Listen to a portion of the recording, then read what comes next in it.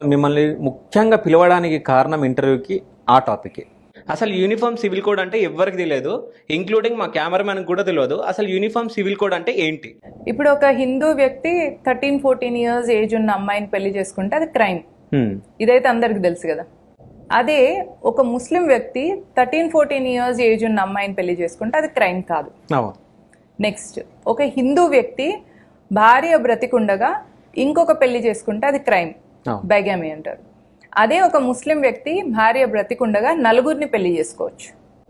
So ఇది పాలిగమి వాళ్ళకుంది.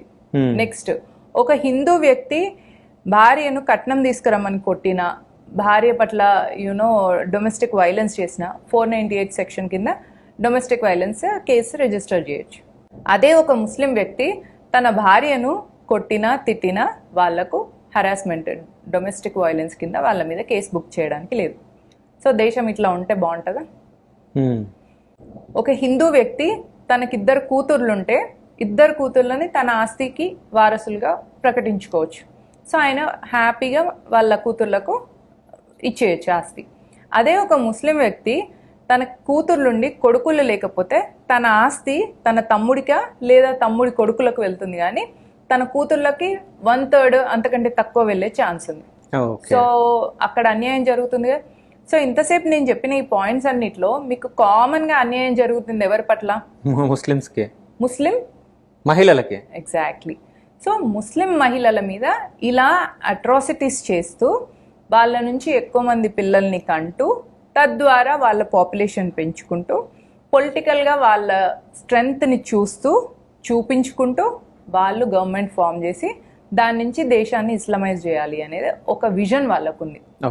ఎలాంటి vision లేకుండా, ఎలాంటి ఇంటెన్షన్స్ లేకుండా కుంభకర్ణుడితో నిద్రలో పోటీ పడుతున్న వాళ్ళు హిందూ సమాజం. సో వాళ్ళకు ఒక విజన్ ఉంది. ఆ విజన్ కోసం వాళ్ళు నానా విధాలుగా తాపత్రయపడుతున్నారు. అది కేరళ ఫైల్స్ కానీ, కశ్మీర్ ఫైల్స్ కానీ, అజ్మేర్ కానీ, ఏ ఫైల్స్ అన్నా కానీ మీరు కావాలంటే తెలంగాణ ఫైల్స్ కూడా చూడండి. నిజాం కాలంలో తెలంగాణ హిందూ ఆడపడుచులను నగ్నంగా బతుకమ్మ ఆడించడం, హిందూ మగవాళ్ళని నించోబెట్టి కాల్చేయడం, పిల్లల్ని రాళ్ళకేసి బండ మీద మోపి చంపేయడం తల్లుల ముందు. సో ఇలాంటివన్నీ కూడా తెలంగాణ ఫైల్స్ కూడా ఉన్నాయి. సో ఈ ఫైల్స్ అన్ని ఎందుకు చేస్తున్నారు? వాళ్ళకు ఒక విజన్ ఉంది, భారత్ని ఇస్లాం కంట్రీ చేయాలి. మరి మనకేదోటి ఉండాలి కదా, మనకు కూడా భారత్ని హిందూ కంట్రీ చేసుకోవాలని ఉండాలి కదా. వాళ్ళకు ఆల్రెడీ ప్రపంచంలో 56 ఇస్లామిక్ దేశాలు ఉన్నాక కూడా వాళ్ళకి ఈ దేశాన్ని ఇస్లామైజ్ చేయాలి అని ఉంది అంటే మనకు ఒక్కటి కూడా లేదు. అవి ఉన్న ఈ ఒక్క దానిలో మనం మెజారిటీ ఉన్నాం. దీన్నన్నా కాపాడుకోకపోతే మనం మూర్ఖులం అవుతామా, లేకపోతే తెలివి లేని దద్దమలం అవుతామా, ఏమవుతాం మనం? సో మరి మనం ఏం చేస్తున్నాం? సరే, మన లాంటి ఎలైట్ పీపుల్ కంటే తెలియట్లేదు అనుకోండి, మనం అన్ఎడ్యుకేటెడ్ పీపుల్ని ఎడ్యుకేట్ చేయాలి కదా ఈ విషయంగా. సో నేను అందుకే దానికి ఎకో సిస్టమ్ మనకు లేకపోవడమే మన దగ్గర ఉన్న పెద్ద ప్రాబ్లం. సో ఎండోమెంట్ గవర్నమెంట్ నుంచి కంట్రోల్ తప్పిస్తే మోస్ట్ ఆఫ్ ద హిందూస్ అందరు యునైట్ అయిపోతారు. ఇది నాకు తెలిసిన సొల్యూషన్.